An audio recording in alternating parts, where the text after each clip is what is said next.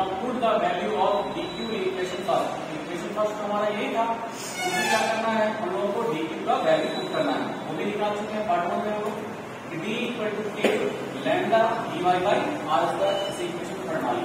ठीक, अब देखिए ध्यान से, इस पूरे फिगर में हम देख पा रहे हैं यहाँ से यहाँ तक ये देख पा रहे हैं, ये एक ट्रायंगल बना है, यहाँ पर ट्रायंगल बना है, इसका नाम है ए डी और पी। फिर ट्रायंगल ए डी पी, क्योंकि इस थीटा के सामने क्या है, वन एंगल परपेंडिकुलर, यहाँ पर राइट एंगल लिखा है। हम लोग कहते हैं कि इसे आर या वाई के डी।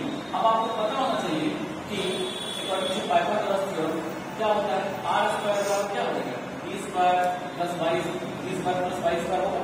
ओके, ठीक है, इसे मान लीजिए क्वेश्चन नंबर 4। अब tan थीटा क्या होता है, tan थीटा, tan थीटा बराबर क्या हो जाएगा, perpendicular by base. tan theta equal to क्या, परपेंडिकुलर बाय बेस। ये परपेंडिकुलर और ये बेस, परपेंडिकुलर और बेस, क्लियर है आप लोग। तो tan थीटा बराबर क्या हो जाएगा, परपेंडिकुलर बाय बेस।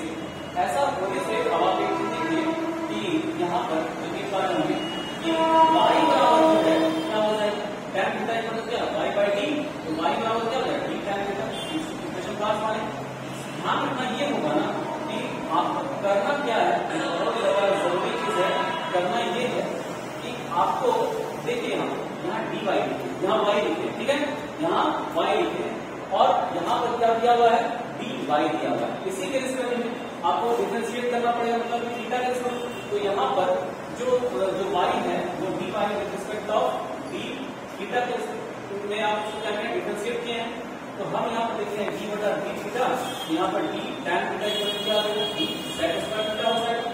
ठीक है, क्लियर है आपको। अब आप समझिए इस चीज को, ऐसा करने के दौरान जब आप dy बाय d थीटा करते हैं तो d sec स्क्वायर थीटा और dy बराबर क्या होगा, क्रॉस कर रहे हैं यहाँ पर, तो d sec square theta by d sec square theta d theta, जिसे आप इक्वेशन 7 मान लें। पर ध्यान दीजिए थोड़ा, यहाँ पर ये जो इक्वेशन 4 लिखे हैं आप, ये जो इक्वेशन 4 लिखे हैं, यहाँ पर हो क्या रहा है, यहाँ पर ये जो आप निकाल करके लाए हैं, क्या निकाल के लाए हैं, देखिए यहाँ पर कि ये जो आर स्क्वायर है, डी स्क्वायर, यहाँ पर जो ये जो लिखा गया है, क्या लिखा गया है, केवल ये जो वाई लिखे हैं, ये Y equal to D tan theta, यहाँ पर हम पुट करेंगे, ये वाई स्क्वायर है, ये क्या हो जाएगा, D square tan square theta हो जाएगा ना। तो यहाँ पर डी स्क्वायर, यहाँ पर डी स्क्वायर कॉमन ले लिए तो 1 प्लस टैन स्क्वायर थीटा हो जाएगा। और आप पढ़ेंगे क्लास 7 में कि sec square theta minus tan square theta equal to 1, तो 1 प्लस टैन स्क्वायर थीटा यहाँ आपको दिखाई दे रहा है, तो क्या हो गया, सेक स्क्वायर थीटा हो गया। समझ रहा हूँ इसको, ये ओवरऑल क्या हो गया, D square sec square theta. अब ये आर भी क्या हो गया, डिसॉल्व हो गया, आर भी क्या हो गया, डिसॉल्व हो गया। ठीक है, अब लोग dy भी डिसॉल्व कर लिए इस फॉर्म में, यहाँ पर आप देख पा रहे हैं। तो अब हमको ओवरऑल देखते हैं कि put the value of equation dy in equation first as well as क्या करना है, as well as R square. तो हम यहाँ पर इक्वेशन फर्स्ट क्या बोलता है कि d इक्वल टू k, यहाँ पर d k लिखो और यहाँ पर जो इक्वेशन थर्ड निकाल कर लाए हैं, यहाँ पर इक्वेशन थर्ड लिख रहे हैं, क्या है, d equal to k lambda dy by R square है।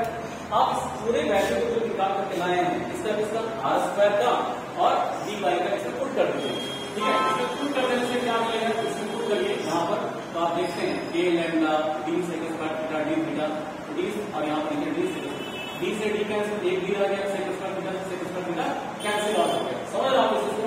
तो ओवरऑल बचा क्या हमारे पास, d equal to k lambda d and d theta. समझ रहे हैं, तो d इक्वल टू क्या निकल गया हमारा, k lambda d theta and by upon, मतलब बाय क्या हो गया, d हो गया। ये पूरा ओवरऑल आप देखें d निकल कर क्या आ गया कि नहीं हमारा।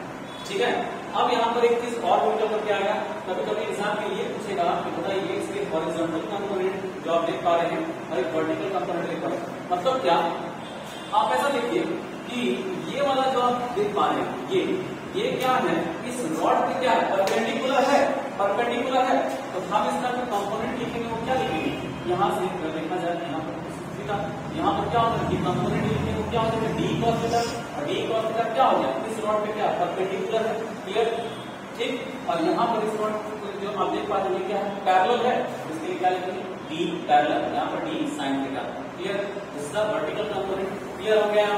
अब इन चीजों को with respect of their proper limit हम लोग क्या करते हैं, इंटीग्रेट करते हैं और देखते हैं कि क्या वैल्यू प्रॉपर्ली आता है पार्ट थर्ड में। ओके।